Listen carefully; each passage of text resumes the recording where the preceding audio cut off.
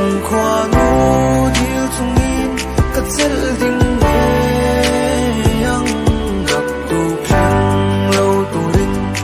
chung khoa ngu cất đi lòng ha dù ni a chuan nang hen kan lên cùng hoa cất tu thu sa câu chuyện là tiếc rèn thế mà thế mà nhưng cũng mà lỗ vẫn che và lốm lên kia là thôi đấy mà nhưng mà ngày bây giờ tiếng dấu lâu tu và lốm ấy anh riêng là tội đấy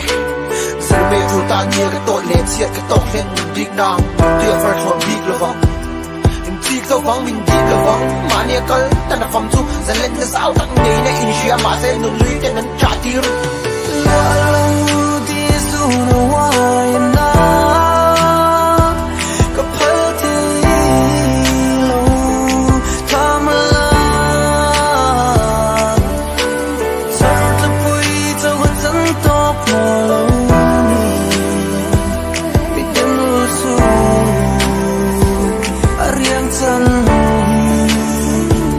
anh ấy biếng một thì con cái biếng ạ